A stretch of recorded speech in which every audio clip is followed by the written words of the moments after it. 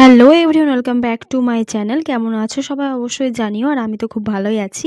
তো আজকে যে ভিডিওটা শেয়ার করছি এটা হচ্ছে আমার ফেয়ারওয়েলের দিনের ভিডিও, যেটা আমি শর্টে তো পোস্ট করেছিলাম, কিন্তু ভেবেছিলাম একটা বিগ ভ্লগ পোস্ট করব, যেটা পোস্ট হয়নি।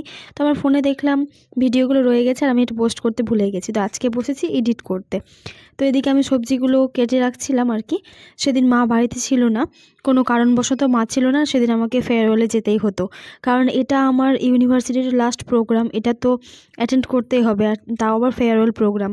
তো এদিকে আমি সবজিগুলো কেটে নিচ্ছিলাম প্রথমে, তারপর আমাকে রান্না করতে হতো, রান্না করে স্নান করে রেডি হয়ে খেয়ে দিয়ে আমাকে যেতে হতো। মানে সেদিন প্রচুর চাপ হয়ে গেছিলো। তো আমি এদিকে দেখতে পাচ্ছ সবজি টবজি সব কেটে রেডি করে নিলাম। সেদিন আমি আবার করেছিলাম ডাল ভাত, এদিকে তরকারি করেছিলাম, চাটনি করেছিলাম। আমি আবার রান্না করতে ভালোবাসি, তাই আবার আমার এক দুটো জিনিস করে মনটাও ভরে না আর কি। মনে হয় আরও কিছু করি আরও কিছু করি। দেখতে পাচ্ছ তখন সবজি কাটার পর সময় হচ্ছে 8:30।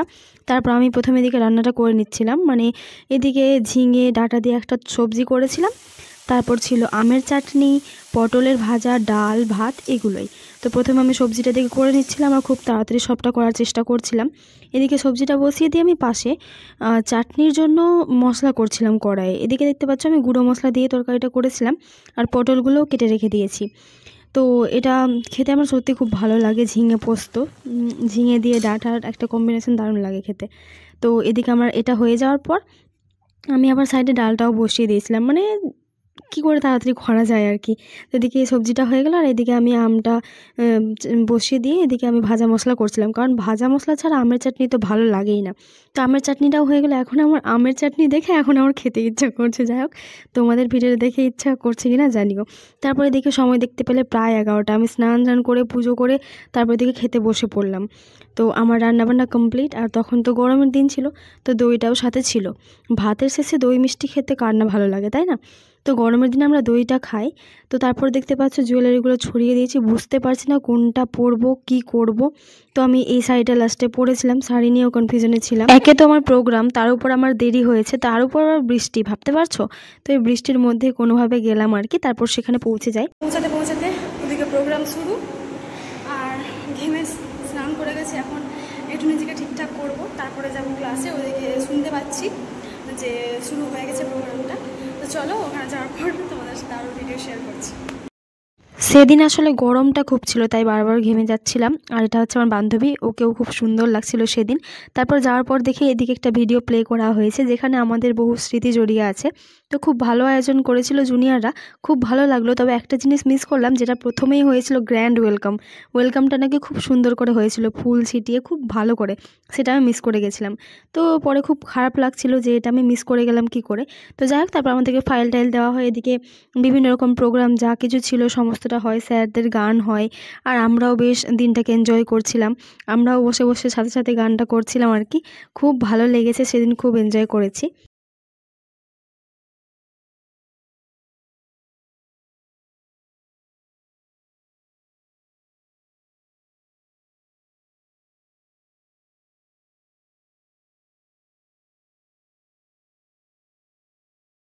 তারপর প্রোগ্রাম চলাকালীনই আমরা একটু বাইরে চলে গেছিলাম, বান্ধবীদেরকে নিয়ে গেছিলাম একটা ভিডিও শ্যুট করার জন্য, যেটা ট্রেন্ডিংয়ে চলছিল ওই টাইমে। আর আমারও করার খুব ইচ্ছা ছিল, আমি অনেক আগে থেকে এটা ভেবে রেখেছিলাম। তবে বান্ধবীদেরকে রাজি করাতে খুব কষ্ট করতে হয়েছিল। কেউ বলছে বাড়ি যাব, কেউ বলছে দেরি হয়ে যাচ্ছে, কেউ বলছে আমি পারবো না। তো অনেক বলার পর ওরা রাজি হয়, ওদেরকে পাই আমি রিলটার মধ্যে। তবে রিলটা আমি আর পোস্ট করিনি, কারণ একটাও পারফেক্টভাবে হয়নি আর কি, মিস্টেক কিছু করেই দিচ্ছিলাম। তো যাই হোক, এটা শ্যুট করার পর আবার ক্লাসে চলে যায়। আর এই যে দেখতে পাচ্ছ ক্যাপটা, এটাও আমাদের ইচ্ছা ছিল যে আমরা এটা পরে ছবি তুলব, তবে আমরা ভাবলাম যে এটা হয়তো আর হবে না। তবে সেই সুযোগটা আমাদের জুনিয়ররা আমাদেরকে করে দিয়েছিল। কয়েকটা ক্যাপ ওরা বানিয়েছিল, যেটা পরে আমরা অলরেডি ছবি তুলে নিয়েছিলাম, লাস্টের দিকে তুলেছিলাম। তো এদিকে তারপর মনটাও খারাপ হচ্ছিল, স্যারদের সাথে ছবি তুললাম। আর তারপর এটাই মনে হচ্ছিল যে আবার এই ক্লাসরুমে ক্লাস করা হবে না, আর এভাবে আড্ডা হই হুল্লোড় করা হবে না। তো লাস্টে আমাদের জমিয়ে ডান্স হলো, কিছুই করার নেই, বিদায় তো নিতেই হবে, যে কোনো কিছুর সূচনা হলে তো সমাপ্তি হবেই, তাই না? তো লাস্টে আমরা খুব ডান্স করলাম। আর ওই যে বললাম ভিডিওটা মনোপুত হয়নি তখন, তাই আবার এখানে ভিডিও শ্যুট করছিলাম। আমি গানটা করতে গিয়ে মিস্টেক করছিলাম, তাই বান্ধবীকে দিলাম শ্যুট করতে।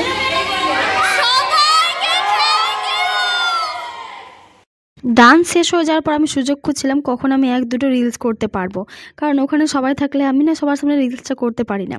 তো তারপর ফাঁকা পেয়ে রিলসটা করেছিলাম আর ইউনিভার্সিটিকে টাটা করে চলে এলাম। আর গাড়িতে বসে আমার খিদে পেয়ে যায়, তখন আমি প্যাকেটটা খুলে দেখি প্যাকেটে কী আছে, আর তারপর টা শেষ করি আর কি।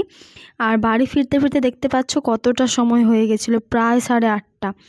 এতটা লেট করে সেদিন বাড়ি ফিরলাম। আজকের প্রোগ্রামটা এখানেই শেষ হলো, পুরো ক্লাস ফাঁকা, কেউ নেই।